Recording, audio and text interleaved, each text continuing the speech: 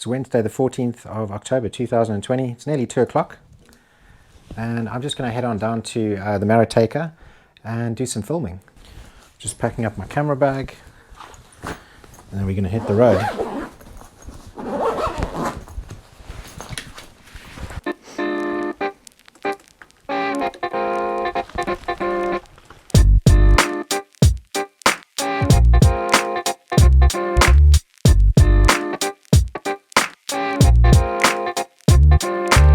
So I'm going to go a little bit further on. There's like a dirt road taking me down this part of the dam.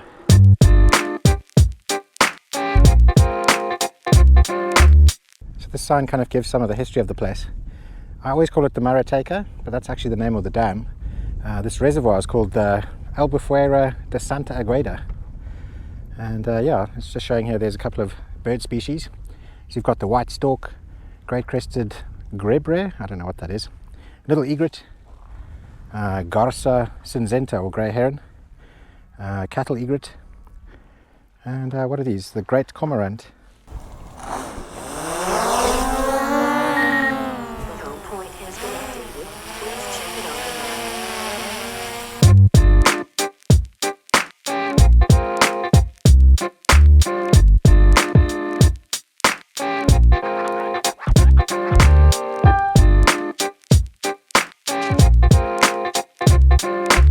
Wow, this is so beautiful. It's almost like a beach. So guess what? We're going to do the Q&A, finally. I know you guys have been waiting for ages. So the first question was on Facebook by Sia West.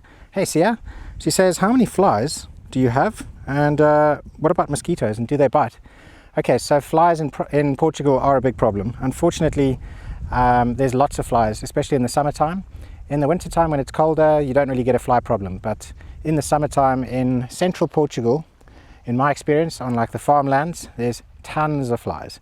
And I think that's probably because of animal manure and different animals that are being kept. I know that our fly problems sort of got really bad when we had lots of sheep grazing on the land. And it's kind of disappeared again once the sheep left. And then got really bad again just as soon as we got some sheep manure delivered. Mosquitoes, well, yeah, at night time there are mosquitoes. But we don't really have much of a problem with that, to be honest. I haven't really been bitten that much. Because we have flies, we have fly nets on our windows, and that keeps the mosquitoes out.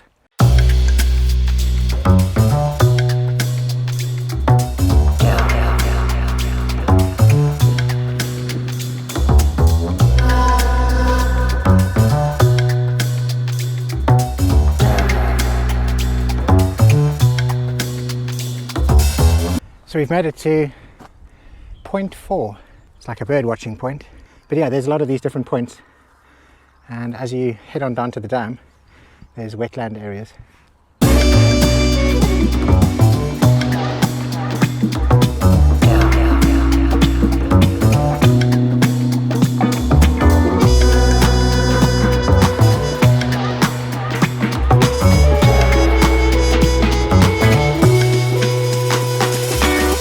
Our next question is on Instagram. It came from Nelly Akabaris. He said, I'd like to know what toxic insects do you have, such as spiders, wasps, snakes and scorpions? And do you also have the broom cat? I think by the broom cat, are you referring to the mongoose? In which case, yes, we do have Egyptian mongoose. And then in terms of other things, we've got all sorts of stuff. I mean, toxic, yeah, sure. Some of the things will give you like a bit of a bump if it bites you, but there's nothing that's really going to kill you. There's Latast viper. That's, I think, killed 2 people in about 50 years. And things like spiders, there's not really any venomous spiders. Every now and then you'll wake up in the morning with like a little bit of an itchy bite. And yeah, you know, it's probably a spider that gave you a nip. Wasps, yes, lots of wasps. Both Gina and I have been stung before. I don't know if you've seen in our videos. And scorpions, we haven't seen any on our land, but we do have friends who've got lots of scorpions running around. So as far as I know, they're not that bad either. They will give you like a hell of a sting and you'll know all about it, but you know, it's nothing to worry about. I've heard something you should worry about a little bit more is the centipede. Those things can give you one hell of a bite, apparently. I haven't been bitten by one of those, but some people can be allergic. Yeah, in terms of wild animals, in comparison to where I come from in South Africa, you know, there's nothing to worry about. It seems out there in South Africa, everything's trying to kill you, people included, whereas in Portugal, it's really safe. So our next question is coming from Robin Ryan on Facebook, and she says, what will Brexit mean for you as Brits living in Europe? What will you need to do to get legal residency? After Brexit, I have absolutely no idea how that will change. I'm not sure anyone does. That's why everyone keeps talking around in circles about it. They are still trying to figure out, you know, what's going to happen after Brexit. Is Brexit even going to happen? It's really tough to say at this point. So the next question was on Facebook from Maytel Vega. And hey Maytel, how's it going? She says, have you met any families with young kids around you? Do you think it's a good place to raise children? I don't really know if we're the right people to ask, because Gina and I don't have kids. You know, in the village there are kids, there are obviously children and families and schools and things like that. So I can imagine that it's a good place to raise kids. You know, I would think that growing up around nature like this is going to be much better for a child than growing up in a city. It all really depends on what you want out of them at the end of the day. If you want them to become businessmen and lawyers, then I guess the city's the place for you. And I don't know, if you want them to be closer to nature and find a vocation that supports that, then maybe this type of living is a better idea. So the next question is from Phil Hobbs on Facebook, and he says, are you hoping more people will move to your area so you can develop an expat community, or is one already present? The answer to that is most definitely no. We quite like living out all on our own, and we do have friends. We do have English speaking friends, we have Portuguese friends, and we definitely don't want people living right next to us or right on top of us.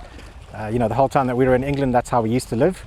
And being out in Portugal, when you've got all the space around you, is it's really nice.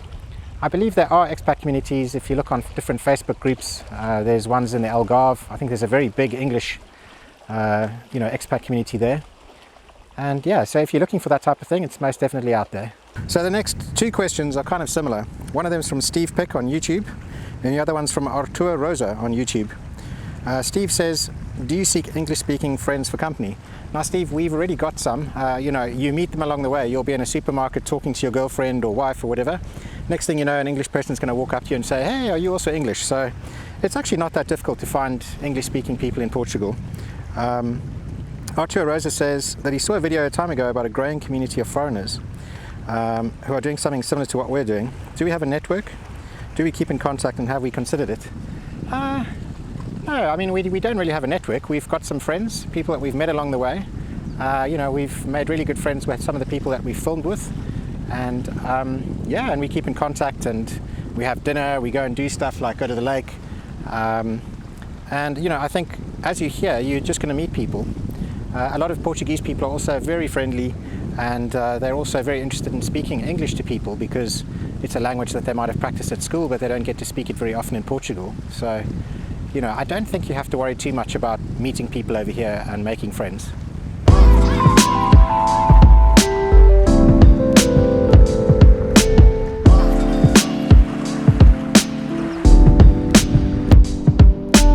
Okay, so something's happened to my bike. I'm not sure what exactly. It's an electric bike, which is great because you know, it helps you quite nicely when you're cruising around, or you can set it onto a nice sort of weaker pace to give yourself an exercise. The only problem with them is it's got a huge battery, and this battery weighs a ton, and the engine itself has a lot of resistance. So if you ride it without the power on, it's really tough. It's like really, really hard. Now the problem is, it seems to be switching on. So it's switching on, but it's not actually coming on properly because the motor is not engaging. This is really bad because I'm quite far away from home right now. So this is not a scenario I want, because cycling home is going to be like carrying weights the whole way home. So I have no idea what's wrong with this bike, but I'm going to have to ride it home without any power, and it's really difficult because the bike's so heavy and all the resistance in this pedal through this engine.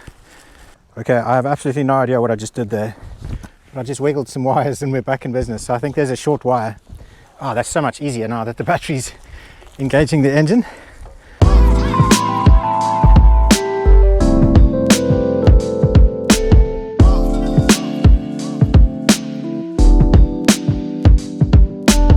Okay, so the next question is from three different people. It's from Stanley Lima, SP van Rensburg, and Stuart Piles. And they want to know how the arrangement with the local farmer works. Gina and I know absolutely nothing about farming, and we moved to this farm less than 1 year ago. So for us to have a neighbor who's able to help us look after the farm, he has the expertise, he has the equipment, it's been a real help. We don't have a tractor yet, and we don't even have the knowledge of what to plant at what time. It would have just been far too difficult for us just to learn this all from scratch. So to have him's been a real help. In return, he's kept our land clean. He's planted up the fields, so they've always been green and they've always been beautiful. And a couple of weeks a year he lets his sheep forage on the land, and they've been, you know, keeping the grass down. They've been you know, making droppings on the land, which is probably quite good for it as well. And now we've reached the point where we're at the end of another growing season, and we've got a lot of old dry stalks from the corn, and a whole bunch of sheep droppings which are going to get ploughed into the soil again. And over winter we're going to be growing green manures and grasses and things like that. So it's been a real help to have this, you know, to have this equipment coming onto our land, having the knowledge, and also having the ability to make friends with our neighbour. Are we going to do this moving forward is a question. I think for the time being, yes, of course. It's very helpful for us. You know, I'm not sure if it's been that helpful for our farmer, because it's been quite difficult for him to put sheep in our land because we've got our dogs running around.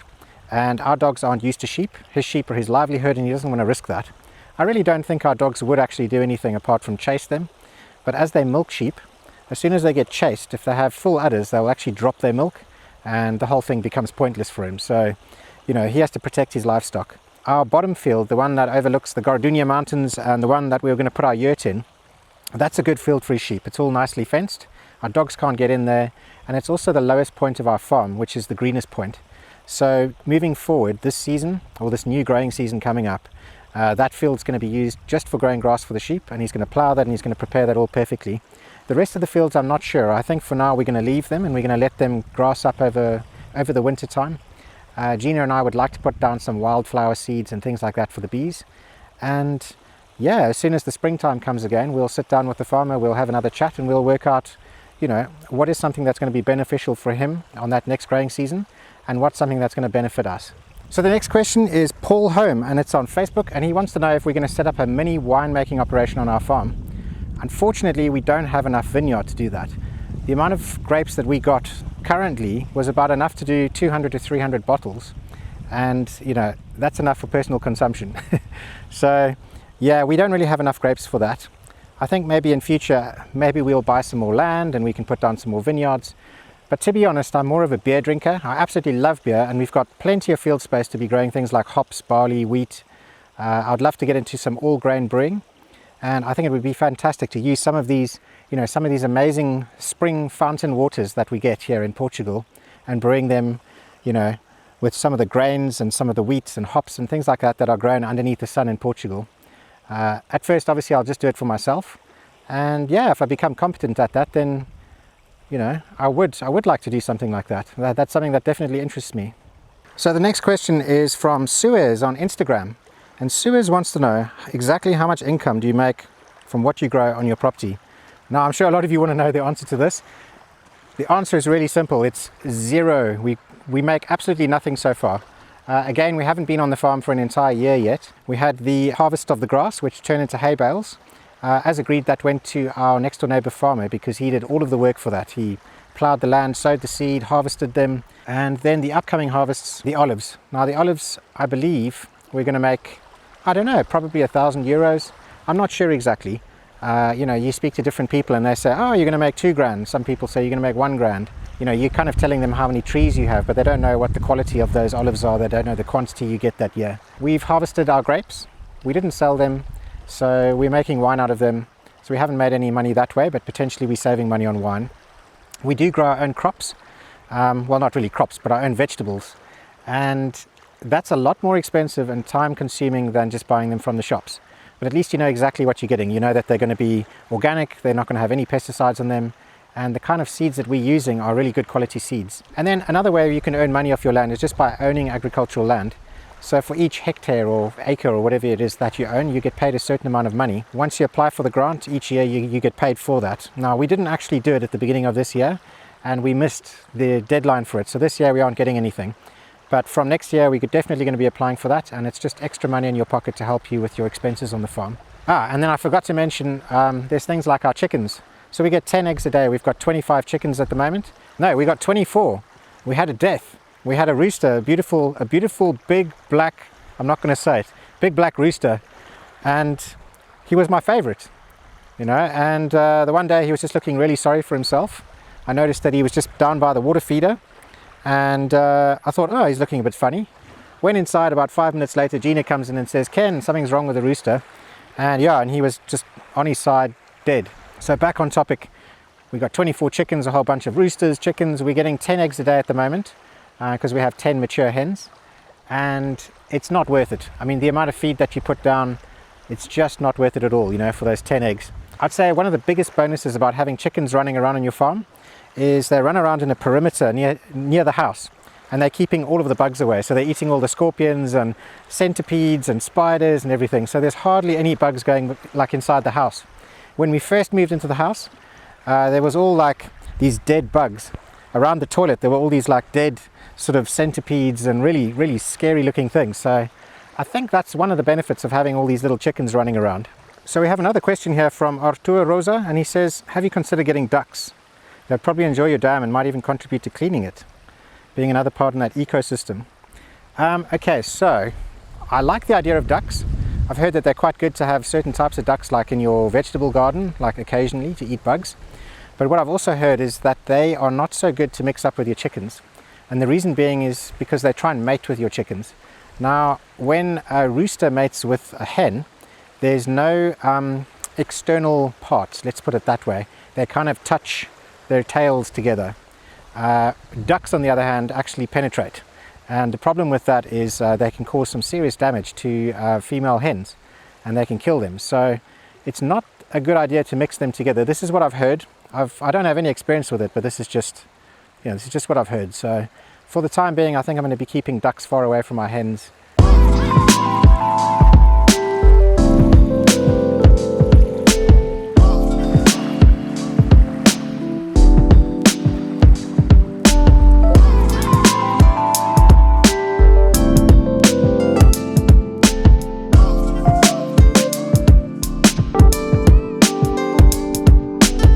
So this here is the giant water pump that pumps the water from this dam all the way to Castelo Branco. You can see those huge pipes. Okay, so the next question is on Facebook from Anne Lally, and she wants to know if it's easy to find vegan or vegetarian restaurants. The easiest way to do this is open up Google Maps, search for the area which you want, like Fundão or Castelo Branco, and then in that area just basically do a search for vegetarian restaurants, and that's the easiest way to do it. We found an amazing place that we went to called Ananda Cafe in Fundão. We got to speak to the owner, who's a lovely woman, and yeah, if you're watching this, we are definitely going to come and visit you again. I'd love to do some filming and show YouTube your beautiful restaurant. In my experience, most of the restaurants are serving meat, poultry, fish and potatoes, and you don't really get lots of salads or vegetables and things like that. So yeah, it's a little bit lacking. I personally love meat. I do eat quite a lot of meat, but every single day I'll at least have one salad that's got at least 20 ingredients inside. We eat lots of vegetables, and we like to keep things balanced. So the next question is on Facebook from Robin Ryan, and Robin wants to know, what is our monthly cost of living? Okay, so we budgeted €1,000 a month to live off, which is plenty. It's more than enough. Our only bills are electricity. We don't pay for water because we have our own wells. And then after that we have a council tax which you pay once a year, which is about €60 a year, I believe. We haven't had to pay it yet, but it's somewhere between 50 and 100 a year for 3.5 hectares. Other than that, we're spending about 400 to 500 a month on food. It kind of fluctuates. It really depends on what we're eating. If you're eating lots of steaks and stuff, it's going to be more expensive. And then on top of that, we spend about 100 a month on our animals for food. So we are under 1,000. We could probably go a lot less than that.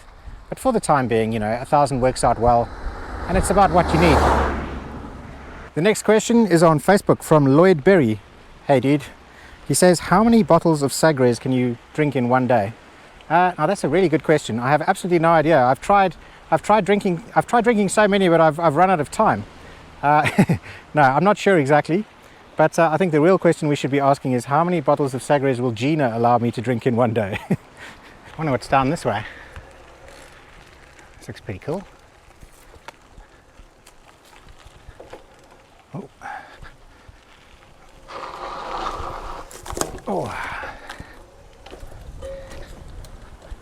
Oh wow, look at this little beach. Lovely. Next question is from Janet Walsh on YouTube, and she wants to know what watches we're wearing in our videos. Yeah, I don't know if you've noticed, I usually start the video showing what time and date it is. I kind of do it as a little timestamp so that when I'm looking back and then like in a few years I know exactly what day and time it was. These watches are from Garmin. These ones are they're like running watches. It's a GPS watch that tracks you as you run and do activities, and it's called a Vivo Active 3. It's not very expensive and it's a really cool watch. It's brilliant if you do activities like running or cycling or walking or something like that, and you want to track your stats like your heart rate, how far you've gone, how many calories you've burnt and stuff like that. So yeah, Garmin Vivo Active 3, awesome watches. So next question is on YouTube from Gary O'Connor, and he says, is the winter in central Portugal as miserable as it seems? It's kind of a tough question really. This summer has been so long. It started getting warm really early, and it's just stretched forever, it feels. And so winter's only going to be a couple of months. I would say winter's about 3 months. So you're looking at about 12 weeks of bad weather.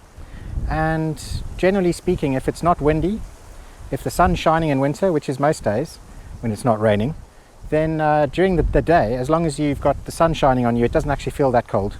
I'm sure there's lots of Portuguese people who will disagree with me and say, oh no, it's freezing. But you know, after living in the UK for 13 years, no, 17 years, yeah, after living in the UK for 17 years, it doesn't feel that cold. The big difference with living here is houses don't seem to have central heating and double glazing, or at least the houses that we've stayed in central Portugal. In England it can be freezing cold, sub-zero outside, but inside you've got the central heating on, it's nice and warm, and when you go outside it's only for brief periods of time between, you know, leaving the house, getting into a car, leaving the car, getting into another shop or something like that. Whereas here you kind of stay cold for the whole day when you don't have central heating. Yeah, it all depends on what your setup is. You know, we've just got double glazing and a new insulated front door, and we've got our wood burning stove, and hopefully now we're going to be able to keep our house nice and toasty in wintertime. Okay, so the next question is about tourism, and it's Austin Greener on Facebook, and he says, what are the tourism opportunities locally as you're in the area where we want to move to? Okay, so we're between Castelo Branco, which is a really nice big city. It's got pretty much everything you need in terms of shops and supermarkets and things like that. And then we're also between another city called Fundão, which has, like, you know, local markets and you know, a whole bunch of shops and activities and things there as well. There's a lot of river beaches close by. Our favorite one is in Castelo Novo, which is absolutely beautiful. We have the Gardunha Mountains, which is in view of our farm, and I can cycle there in about 10-15 minutes. It's absolutely stunning to go up all those dirt trails and things like that. There's plenty of runs, plenty of walks and cycles. There's things called the Rota da Gardunha, which is the route of the Gardunha, and that basically runs past our farm and takes you all over the place. You've got this amazing dam behind us here, which we've been supboarding and kayaking and swimming inside. You know, so there's lots of opportunities for activities and things like that. I'm sure there's a whole bunch more that I've actually left out, but you know, off the top of my head I can't remember all of them. But I would say that this is a really good area. You've got, you know, good links. You're close to Spain. You're about an hour and a half from the ocean. You're about 3 hours to 3.5 hours away from Porto Airport or Lisbon Airport, and you're in a nice central location. So we have a question here from Alistair Rowland, and he says, are there any future plans for the yurt, and do you want for anything else in your property? The yurt, okay, we are not going to be putting up the yurt anymore. The whole idea of the yurt was that it was going to be cheap accommodation, and it was relatively cheap to buy. I believe the excluding VAT price was 2,750. The VAT in Spain, because we bought it from a Spanish company called Tipi Wacan, there was 23%, which took it like over 3,000. And then there was a, I think, €540 delivery charge, which was excessive. So the yurt ended up costing us, you know, 3,500 to 4,000. I can't remember the exact figure. And you can't just put the yurt on the ground, so you have to build a base. And we were getting crazy quotes from between 2,500 and 4,000 just to build a base for the yurt. So, you know, the yurt didn't work out particularly cheap. And just before we were going to do all of this with the yurt for tourism purposes and, you know, maybe rent it out an Airbnb or something like that, we were struck with the lockdowns for COVID. So it kind of shattered our plans for it. But in a way, I'm glad that it happened, because I'm not sure that I want to do a tourism business. I'm not sure that I want to share our land and farm with a whole bunch of strangers. It's quite nice having the privacy and having all of the space to ourselves. So, you know, we aren't going to be doing tourism anymore. We aren't going to be putting up the yurt. We are going to be selling it, so it's probably going to be popping up on Facebook Marketplace soon. I think I'll put the money from that towards a little tractor or something like that, something that's useful for the farm. And then you say, is there anything else that we want for on our farm? I would say the only really big thing that we do want for on our farm is a river. I would absolutely love to have had a river running through our property, either a river or like a lake. You know, we've got that little charka or that little pond thing, but it needs a lot of work before it's swimmable. And in the summertime, it would have been absolutely amazing to have water that we could just walk out of our front door and just go and sit inside. I mean, it would have been fantastic. You know, we can kind of remedy that. We can maybe put in a swimming pool or something like that. But at this point in time, when everything's so uncertain in the world and we haven't really set up our farm business yet, you know, spending money like that is just not justified. All right, our next question was on Facebook from Mandy Bruin, or Bruiner. And she says, is the videotaping of properties and YouTube going to be a source of revenue for you? Yes, it is actually. About 3 months ago, we hit 1,000 subscribers. I'm not sure, I think now we're close to 5,000. And when you hit 1,000 subscribers, you can monetize your YouTube channel. And what that means is that when they play adverts on your channel, instead of YouTube getting all the revenue, we start to get the revenue, or at least we get 60% of it, which is a nice figure. So, you know, in the last couple of months, that amount's been building up, and at the moment it's a couple of hundred every single month that comes into our bank account. And hopefully we can build it up to a level where, you know, where I can just do this as a full-time job. Wouldn't that be nice? You know, I do love going out and about and exploring and taking videos and stuff, so it would be amazing if I could do that. Staying on the YouTube topic, we have another question here.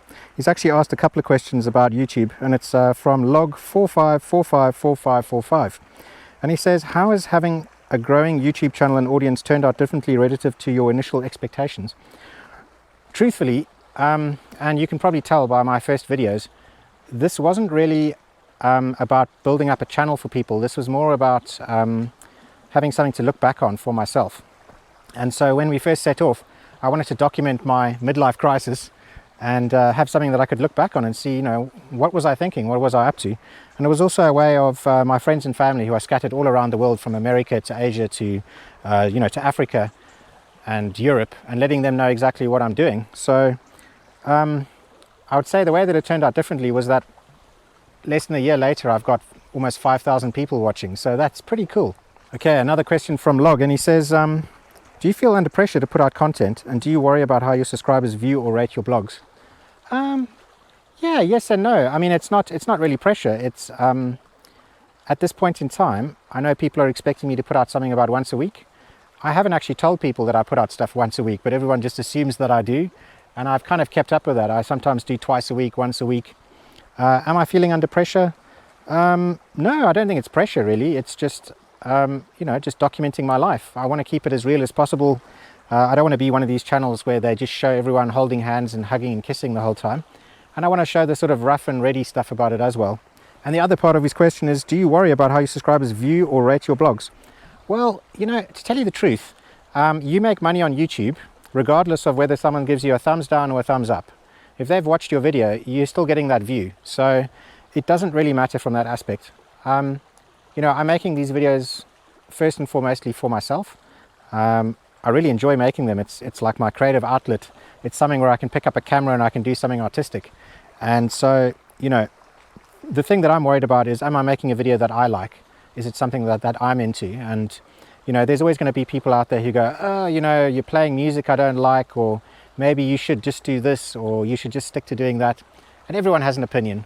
You know, I don't mean to sound rude, but at the end of the day, I think the most important thing is that I enjoy doing what I'm doing, and I enjoy the videos that I make, and that I can do that with as much artistic and creative expression as I feel I can put into it.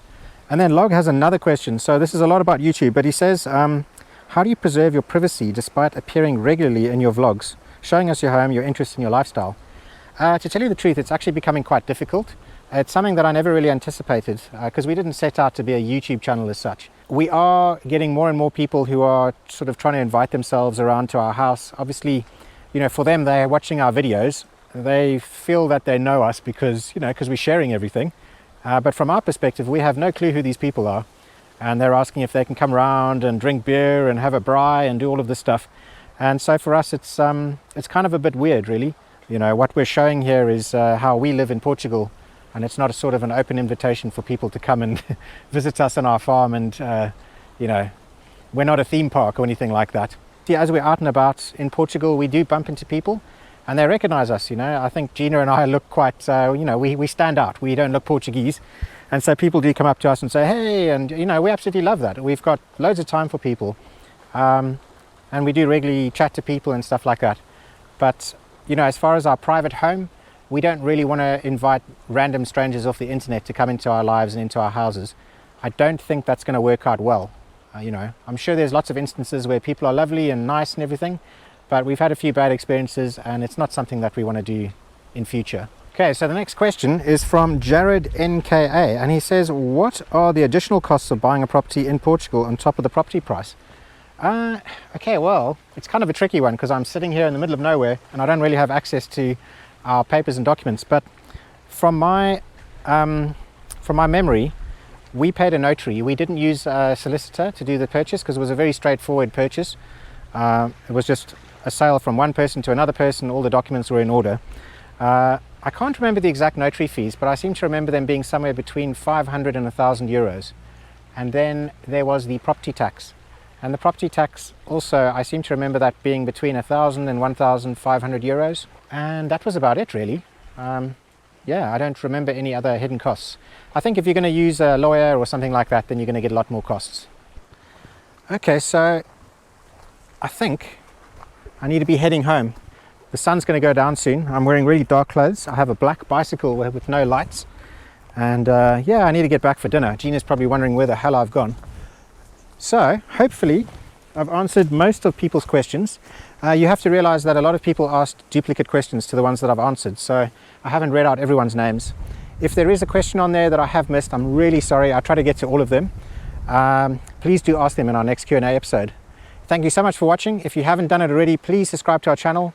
Please hit the like button. Please follow us on Facebook, Instagram, all of our social media pages. It will help our channel grow. It will help us, you know, earn something from the channel and buy better equipment and go on awesome trips to give you guys some awesome content. Anyway, thank you so much for watching. Have a good night. Ciao.